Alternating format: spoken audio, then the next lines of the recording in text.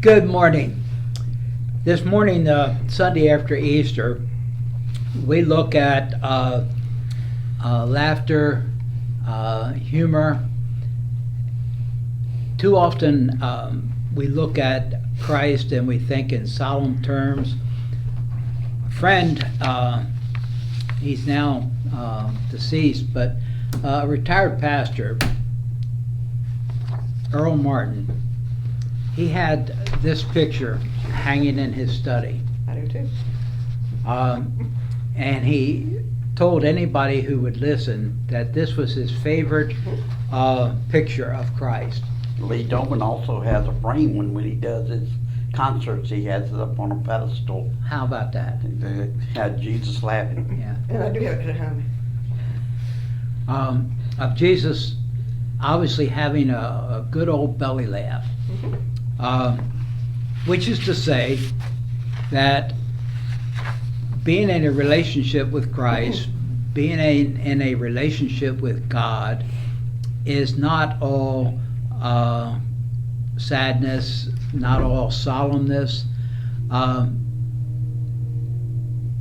God created us as emotional beings, and a part of that emotion is to enjoy, to have joy, to enjoy those good times. And our scripture this morning comes from Ecclesiastes. Ecclesiastes is traditionally attributed to Solomon and his wisdom.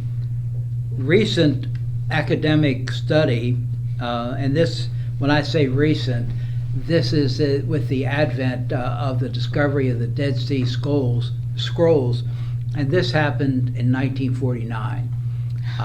So in the realm of things, this is recent, but with the discovery of those scrolls, there are fragments of scripture that they've been able to put together that have shed new light on some of the long-held traditions.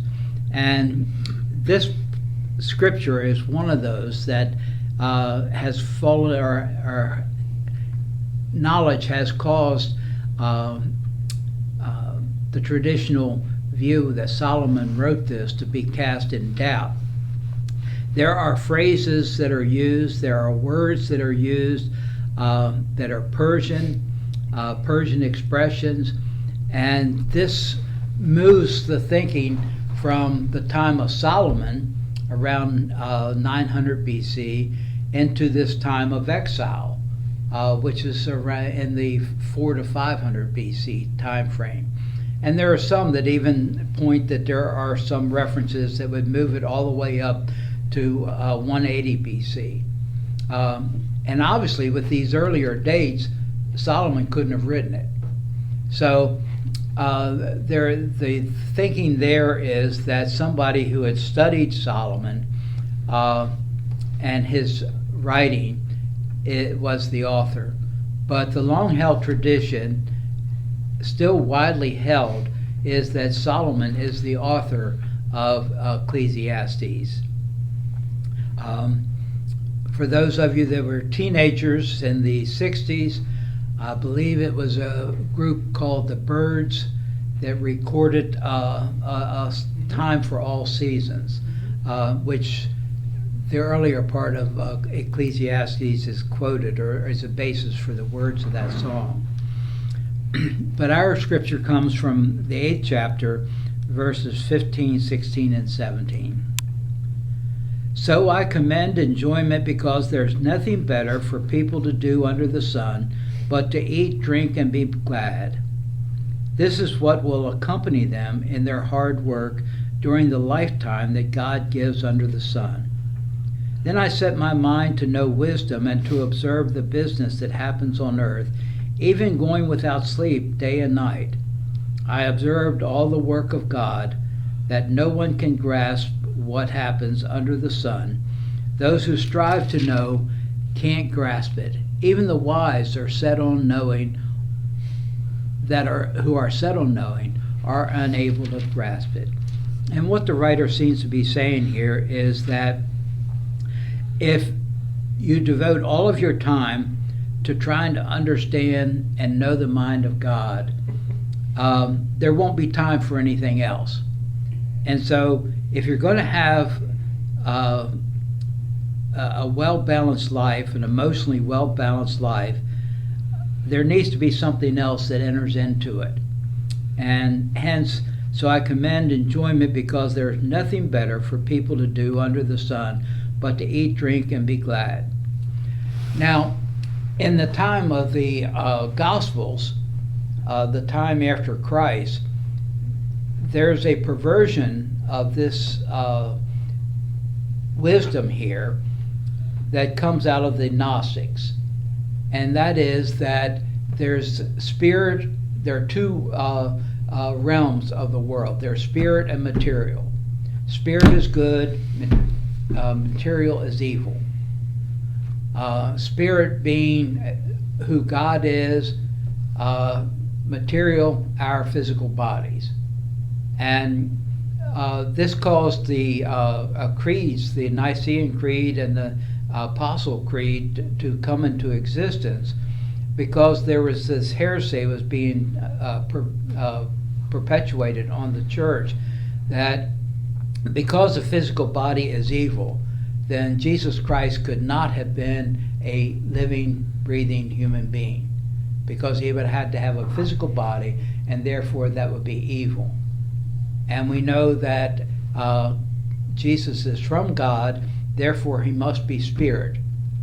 And yet, we have the gospel accounts that Jesus was spirit and Jesus was a physical, living human being.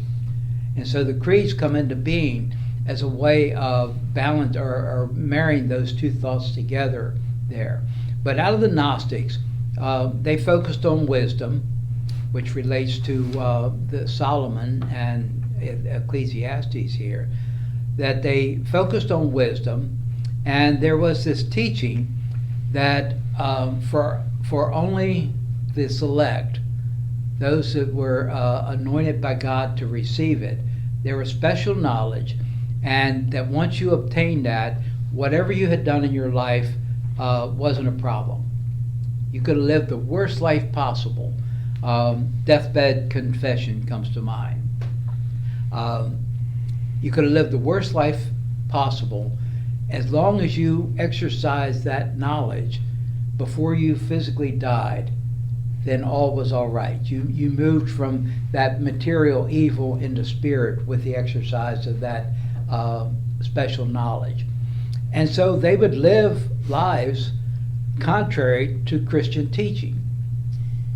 In fact, it was kind of like thumbing your nose at the Christian teaching and the way that they lived their lives.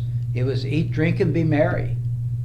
And another thought that crossed my mind was a teaching during the 60s, I believe it was Dr. Spock, who perpetuated a teaching that as long as what you did not affect somebody else's life, that it was nobody's business but yours, and you could do whatever you wanted as long as it didn't affect another's life.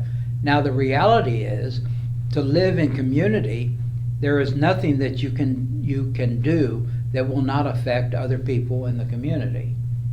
So that's a fallacy of that. But that was also a teaching of eat, drink, and be merry. It's my body, it's my business. A type of thinking there. So we have Solomon here teaching that we need to enjoy life.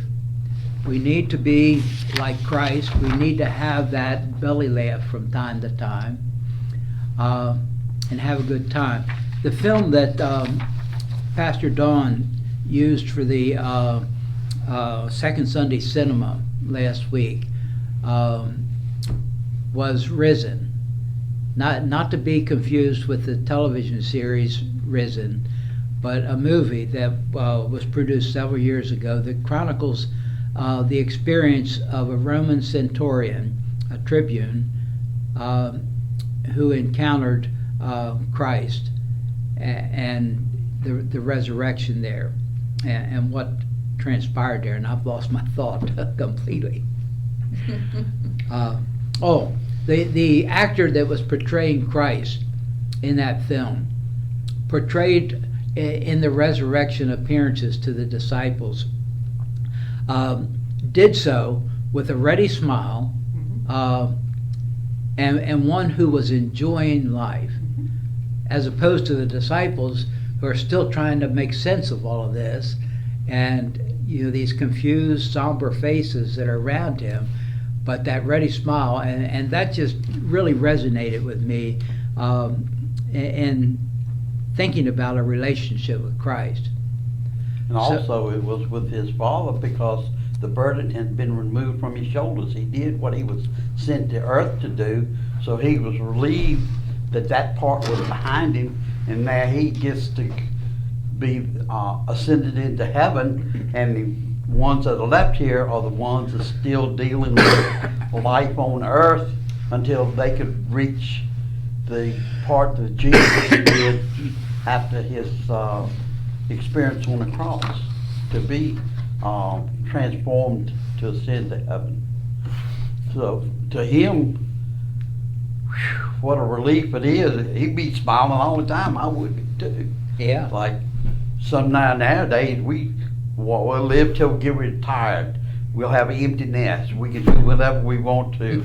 We don't have to worry about punching the clock and all this kind of thing. And sometimes you're doing more now than you did when you were working. So it's a twofold situation as to, the choices that you make all along in your life help determine what road you're going down in the future, because you're not going to deviate too much from what you were doing to satisfy what you want to do to affect the community around you. Sometimes radical change does come into your life. You go down a different path. Oh yeah. They have be different avenues. The main movie is going to be Patch Adams, and it's all about laughter and enjoying life. The what now? Patch Adams. Are you familiar with that movie?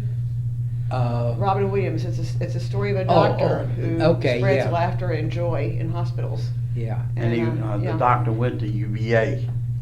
Yeah, but it was all about laughter. So that's coming up in May, you In say? May, Yeah, with our second Sunday cinema. Well, we'll see what Pastor Dawn, what path she travels with this scripture later on this morning. And if you join us online or there in person, hope that you'll be there worshiping with us, and may God's blessings be upon you.